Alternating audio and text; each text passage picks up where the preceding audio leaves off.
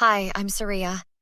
At 67, I thought life had shown me everything it could, but that rainy Tuesday in November proved me wrong. I was driving across town after visiting my brother Thomas when I spotted a young woman huddled under the Westbrook Bridge, clutching something to her chest. Something about her posture made me pull over. "Excuse me? Are you all right?" I called out, rain pelting my umbrella as I approached. The woman's head jerked up, and I gasped. Those eyes, my daughter Rachel's eyes, staring back at me from my granddaughter's face. Maya, is that you?" My voice cracked.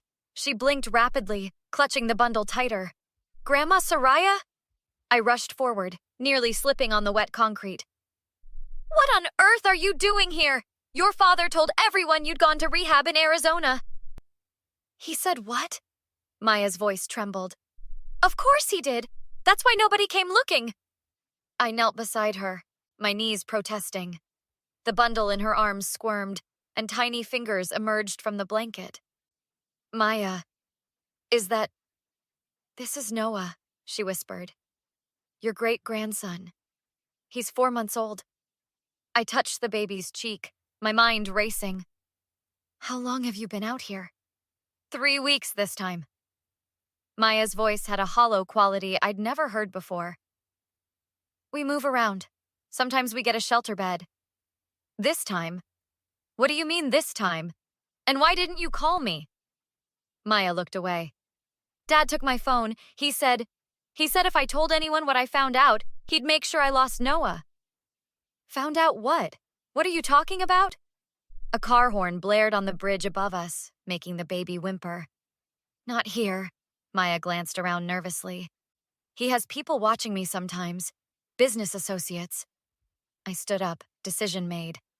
"Get your things. You're coming with me." "Grandma, you don't understand." "I understand enough. My granddaughter and great-grandson are living under a bridge while that son-in-law of mine is in my Rachel's house, telling everyone you're an addict. Now get your things before this baby catches pneumonia." 20 minutes later, Maya sat at my kitchen table, Noah asleep in my old bassinet that I'd kept in the attic. She cupped a mug of tea between her palms, her shoulders hunched. "Start from the beginning," I said, sitting across from her. "After Mom died, Dad changed," Maya began. "Started keeping me away from the family business even though Mom's will said it should transfer to me when I turned 25. Which was 6 months ago. Right. I started asking questions about company accounts. Found statements in his office showing millions diverted to offshore accounts. When I confronted him..." Her voice broke. "He told me if I said anything, he'd make sure I was declared unfit. That's when I discovered I was pregnant with Noah." The doorbell rang, making us both jump. "It's just Thomas," I said, checking my phone. "I texted him after I found you." I opened the door to my brother's worried face. "Saria, what's the emergency? You said—" He stopped, spotting Maya. "My God, Maya!" "Uncle Thomas," Maya whispered. Thomas stepped inside, mouth agape. "You're not in Arizona?" "There's no rehab, Thomas," I said, my voice sharp with anger. "James has been lying to all of us, and that's just the beginning." "Embezzlement?" Thomas leaned forward in his chair, brow furrowed. "You're certain about this, Maya?" Maya nodded, bouncing Noah gently as he fussed. "Positive.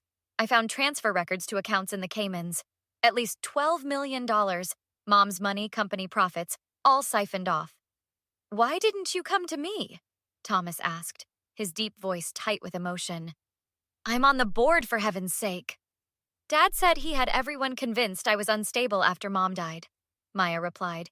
"That no one would believe me over him." I snorted. "And we all played right into his hands, didn't we? Not questioning when he said you'd gone to treatment?" "Classic isolation tactic," Thomas muttered. "What exactly did you see in those accounts, Maya? I need details." As Maya explained, I called Eliza, my closest friend and a retired paralegal. "I need you at my house. Now," I told her when she answered. "Saria, what's wrong? You sound—" "It's Maya. I found her." "Found her? Isn't she in that fancy rehab James sent her to?" "There is no rehab, Eliza. Get over here." 30 minutes later, Eliza burst through my door in a whirlwind of floral perfume and rapid-fire questions. What do you mean there's no rehab? Where was she? And is that a baby? Maya had a baby? When did this happen? Why doesn't anyone tell me anything? Eliza, I interrupted her. Breathe, then listen. We gathered in my living room, Noah now sleeping in my arms while Maya laid out everything she'd discovered. So that's when he threatened to take Noah, Maya concluded. Said he'd get custody since I had no income and no stability. That night, he had security escort me out. I only had what I could grab. That's illegal on about 6 different levels, Eliza said, her fingers tapping rapidly against her knee. Wrongful eviction, coercion, not to mention the embezzlement. We need to document everything. James has friends in the police department, Thomas cautioned. Remember the golf tournaments he sponsors? Then we go above them, I said firmly. State investigators, FBI even for the financial crimes. What about your friend Daniel? Thomas asked me. The one whose daughter you helped get into nursing school? Isn't he with the district attorney's office? Daniel Mercer, I nodded. He owes me a favor. We need evidence first, Eliza pointed out. Maya's testimony is a start, but we need documentation. Actually, Maya said, her voice stronger than before, I have some. When Dad threw me out, I grabbed what I could, including a flash drive with copied records. Thomas's eyebrows shot up. You have actual documentation? Where is it? In my backpack. I never let it out of my sight. Clever girl, Eliza beamed. Your mother would be proud. Don't get ahead of yourselves, came a new voice from the doorway. We turned to see Jessica, Thomas's wife, who had just arrived. James Carlton has half the city's elite in his pocket. You go after him. You better be certain you'll win. Jessica, Thomas said, did you know about any of this? No, she replied, sitting beside Maya and taking her hand. But I've suspected something was wrong for months. James has been blocking me from the Charitable Foundation board meetings. Now I understand why. Why would he do that? I asked. Jessica's perfectly manicured nails tapped against her wedding ring. Because the foundation is where a lot of the money flows through before it disappears. I'm an accountant, remember? He didn't want me looking at those books. Then that's our way in, Thomas said, leaning forward. Jessica can request an audit as a board member. He'll fight it, Jessica warned. Let him, I said, my voice hard as steel. The harder he fights, the guiltier he looks. The Carlton Technologies annual charity gala wasn't where I'd planned to confront James. But when Daniel Mercer confirmed they had enough evidence to move forward with charges, I couldn't wait any longer. Maya deserved to see this. Are you sure about this? Maya whispered as we entered the grand ballroom of the Westbrook Hotel. Everyone's staring. Let them stare, I said, adjusting my jacket. Hold your head high. Thomas and Jessica flanked us protectively as we moved through the crowd. Eliza had stayed home with Noah, ready with a lawyer if needed. James stood at the center of a group of admirers, champagne in hand. His laugh cut off abruptly when he spotted Maya. What is this? He hissed, breaking away from his group and intercepting us. Maya, what are you doing here?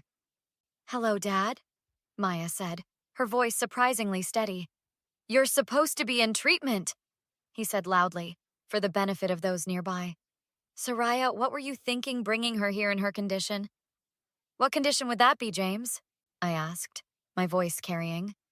The condition of having discovered your embezzlement? The nearby conversations died instantly. James's face hardened. You're making a scene. Maya clearly isn't well. I'm perfectly well, Maya interrupted. And I have the documentation to prove what you've done. Documentation of what, exactly? His smile looked painful. $12 million, Thomas said, stepping forward. Diverted from company accounts and Rachel's trust fund. Money that legally belongs to Maya. James's eyes darted around the room, noting the attention we'd attracted. This is absurd. My daughter has been struggling with substance abuse. That's a lie, Maya cut in. I've never used drugs in my life. You made that up to discredit me after I found the transfer records. You don't know what you're talking about, James growled, grabbing Maya's arm. We're leaving, now! I stepped between them. Take your hand off my granddaughter. Stay out of this, Saria, he snapped. This is family business. Yes, it is, I agreed. My family. Rachel's family. The family you stole from. You have no proof. But we do, said Daniel Mercer, appearing beside us with two plainclothes officers. Mr. Carlton, we have a warrant for your financial records and electronic devices. James's face went white. This is ridiculous. I don't know what Maya told you, but it wasn't just Maya, Jessica interjected, stepping forward. The foundation books don't add up, James. I've submitted my own report to the investigators. You? His face contorted with rage. Thomas, control your wife. Thomas smiled coldly. My wife doesn't need controlling. Your finances, on the other hand. You're all going to regret this, James snarled, his composure finally cracking. He jabbed a finger at Maya. Especially you. I gave you everything, and this is how you repay me? By dragging our family name through the mud? You gave me nothing, Maya replied. You stole my inheritance and left me and your grandson homeless. A collective gasp went through the crowd. Grandson? Someone whispered. James lunged toward Maya. You little liar! The officers stepped forward, but not before James grabbed Maya's wrist hard enough to make her cry out. Mr. Carlton, Daniel said firmly, you're now adding assault to your charges. Officers? This isn't over, James hissed as the officers led him away. You think you've won? I'll destroy all of you before this is done. All rise. Court is now in session. The Honorable Judge Winters presiding. 3 months after the gala, we sat in the county courthouse for James's sentencing. The evidence had been overwhelming. Not just the embezzlement, but tax evasion, fraudulent financial statements, and evidence tampering. He'd agreed to a plea deal, but still faced significant prison time. How are you holding up? I whispered to Maya as we took our seats. Better than I expected, she replied, smoothing her skirt. Noah slept through the night again. That's my great-grandson, I smiled. Strong like his mother. James sat at the defense table, diminished in his suit without his usual swagger. When the judge asked if he had anything to say before sentencing, he stood slowly. Your Honor, I want to apologize to my daughter, he began, his voice rehearsed and hollow. I never meant for things to go this far. After my wife died, I was lost. I made mistakes. Mistakes? Maya whispered incredulously. But I want a chance to make things right, to be part of my grandson's life, to rebuild what I've broken. The judge looked unimpressed.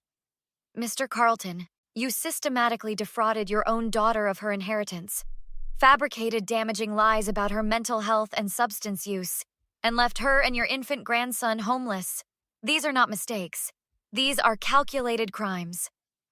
After the judge handed down an 8-year sentence, James turned toward us as officers approached to take him away. Maya, please, he called out. Can we talk? Just for a minute? To my surprise, Maya stood and approached the barrier. I followed closely. What is it? She asked coldly. I really am sorry, James said, his voice lowered. I never thought you'd end up on the street. I figured you'd come back, agree to my terms. Your terms? Maya's eyebrows raised. You mean stay quiet about your crimes? I can still make this right, he insisted.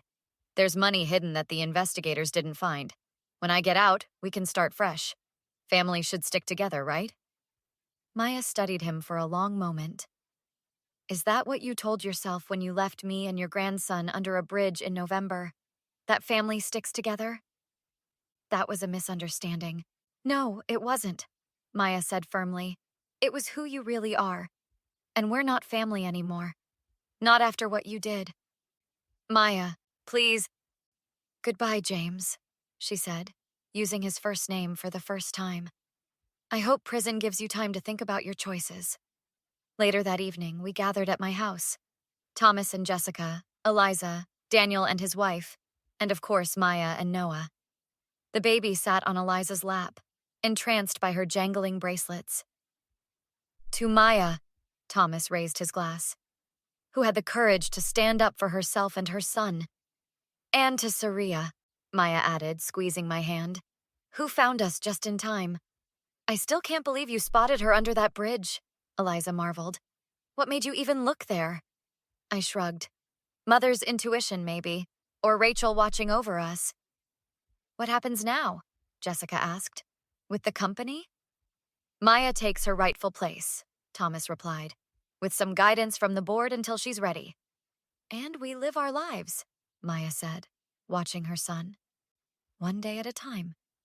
Later, after everyone had left and Maya had gone to bed, I sat in my rocking chair holding Noah, his tiny hand wrapped around my finger as he slept. We found our way, little one, I whispered. Your mom is stronger than anyone knew, and you'll grow up knowing exactly where you belong. I looked at the photo of Rachel on my mantle. What would you think of all this, my daughter? Your husband in prison, your child reclaiming her birthright. Life takes such unexpected turns. Noah stirred in his sleep, his perfect face peaceful. But some things, I murmured, some things turn out exactly as they should. Have you ever had to stand up for family against someone who was supposed to protect them? What would you have done in Saria's shoes? Let me know in the comments below.